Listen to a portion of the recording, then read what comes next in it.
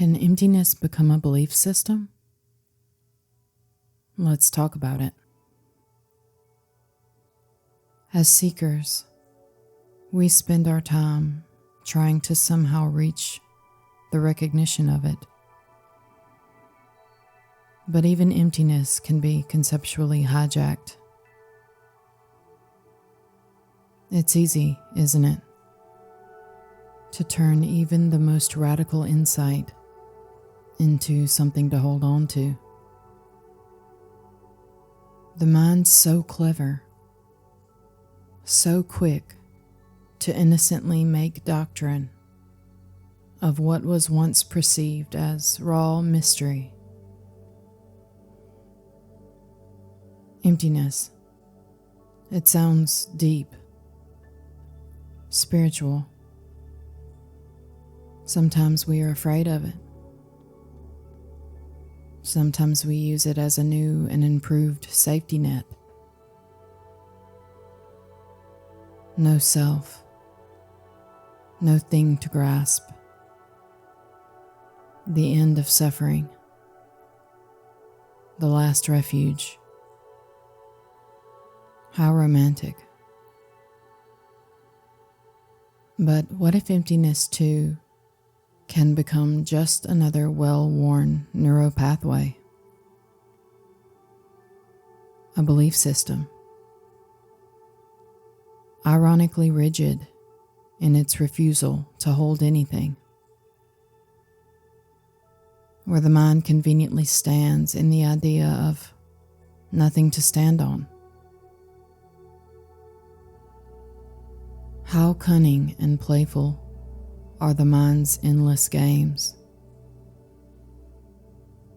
How quickly we paint the walls of our new freedom.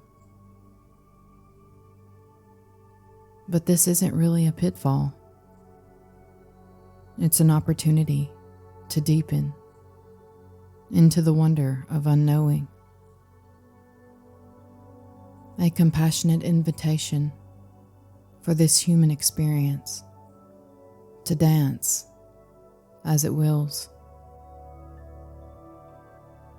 Watch how the mind loves to grab the insight of emptiness and wield it as a shield to protect us from how intensely uncomfortable our emotions can be, as a sword to defend against the snares of identified thought forms. This is subtle. What begins as openness ends as a subconscious conclusion, a foothold on the path, a place to hide from life, or from the broken tenderness of being human. Emptiness can't be believed or understood, not by anybody. It's unspeakable, unfathomable. It can't be gained or lost. It's primordial. We have never not experienced it. We've never not been it. Therefore, it is utterly full of life, as life. Emptiness is this ever-shifting presence, no matter the texture it appears as. It's no other than unalloyed aliveness, untamed and relentless in its declaration of being. It's freedom. The word apple doesn't have a taste and can't nourish the body. And the word emptiness can never be empty. When we speak of it, we make it into a thing, that I can own, a way to see the world, a comforting understanding for the mind to use as a coping mechanism. But emptiness can never be boxed and owned. It's too everything, too no thing for that. Emptiness is not the absence of things. It's the absence of fixity. Everything flowing, arising, dissolving, coming and going. But the mind is a hungry ghost, and its job is to find solid ground where there is none, to build castles from sand. And this is never a bad thing. Mind is a beautiful creative tool. It innocently wants to fill the void with content, and it will.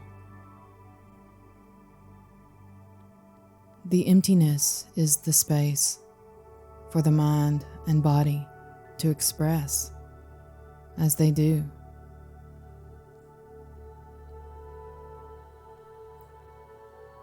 Imagine a potter's hands covered with clay, shaping a bowl, then midway letting it collapse. Smiling, she starts again. She knows it's all play, and that her hands are never holding anything for too long. Emptiness is the space for things to arise, dissolve, reshape. But we so easily make it into a new doctrine. My new shield from the full-on potency of being alive, fragile, and finite. We can notice the urge to know, the impulse to find a dogma of how this is, and even nothing can be known is a conceptual ground.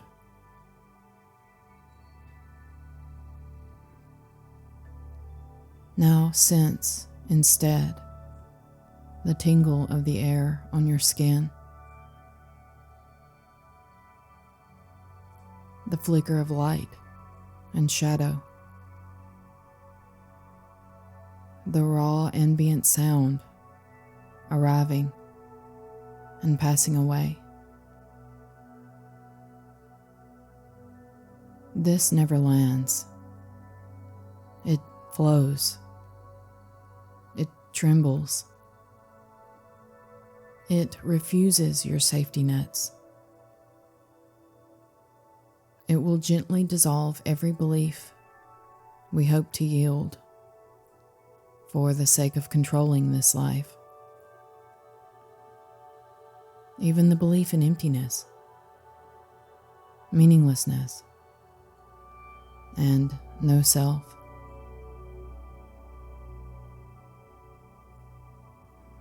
We can't know what this is. We can only seem to know. This is too intimate to know itself in this way. It knows itself by being itself. There can be an unsettling and awe-inspiring reverie in that. No matter what is arising in experience, you are cradled by emptiness, It lends freedom for preferences, beliefs, even confusion. It allows these things to play as they do.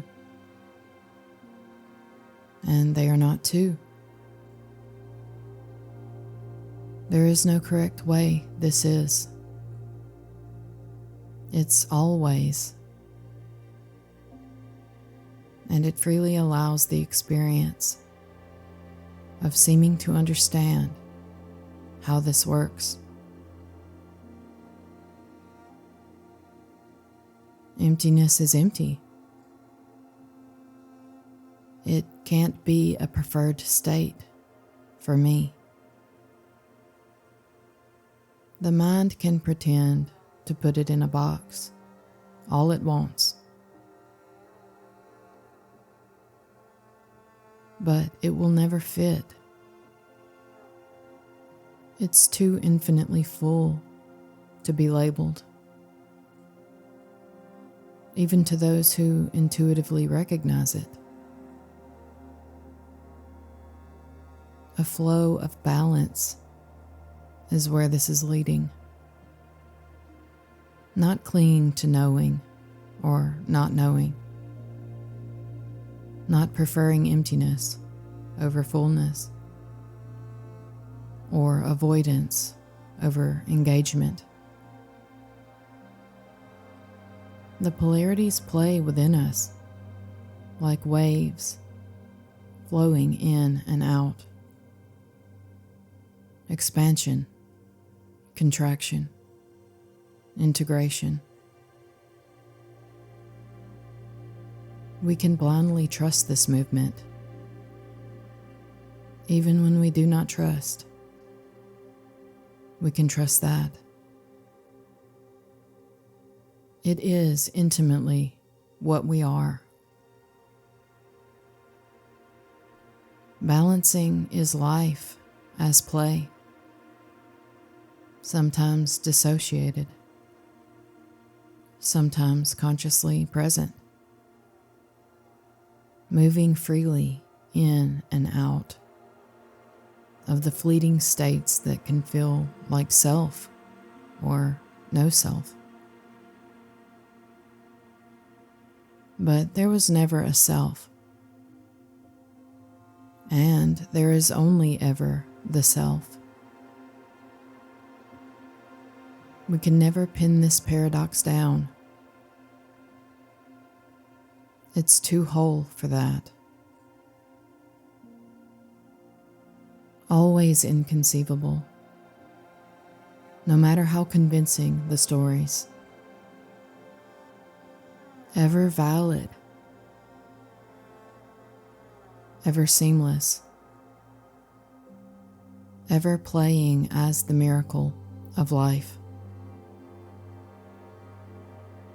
If you notice yourself landing on, well, it's all empty anyway, pause. See that that's always a concept. What's being pointed to is never in the words. It's prior to them. Is it being hijacked by another innocent attempt to cope? Is it subconscious repression of the authentic expression of what's coming up for you now, to be felt and seen? Emptiness as a belief system can be a natural defense against feeling grief, fear, confusion, shame. So innocently. And it never says anything about you. It never means you failed. You are playing this drama perfectly. Always.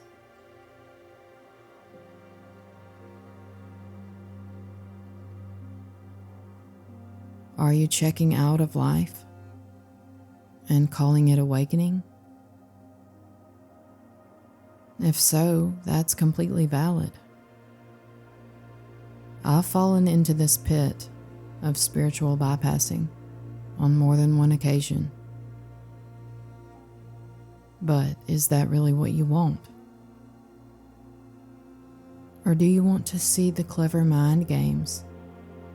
That's merely a survival mechanism, and embrace it. To have compassion for the expression of trauma and coping from which it came. Bring it home and close the gap. This is not a mistake to correct, just a movement to be seen.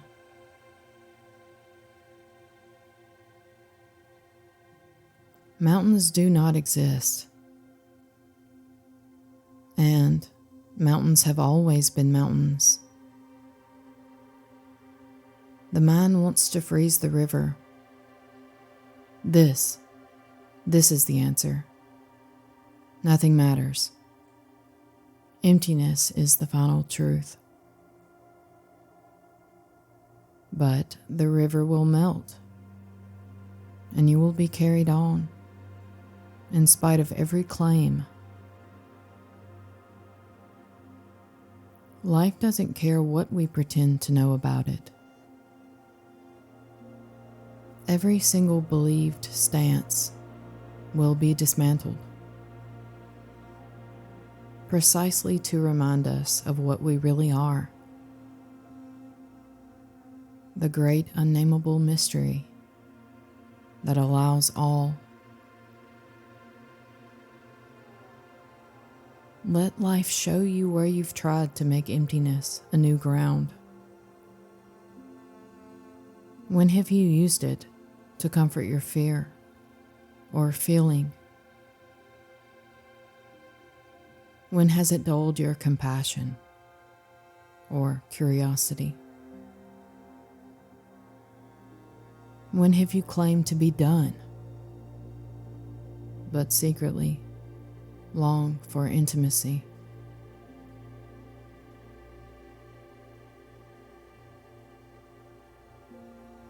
You see, this is all about preference. And if you prefer, let these questions bring you back to the breath, to the heat in your hands, to the ache in your bones, back to ground. Reality will not be boxed in by meaning or meaninglessness. We can trust the loosening grip of our conclusions.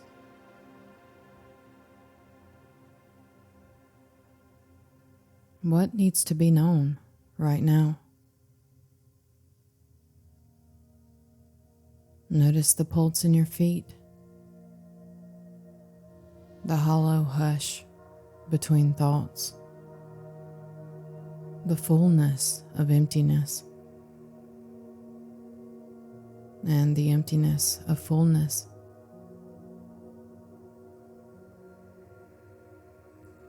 Emptiness is not an absence.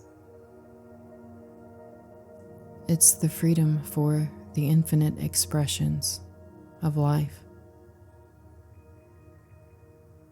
and all its richness. There is no ground, only the expression of ground. And this can't be known. Emptiness is not your shield, not your trophy. It is the unspeakable openness where joy and sorrow alike are effortlessly honored by their very existence, where judging and compassion are both liberated,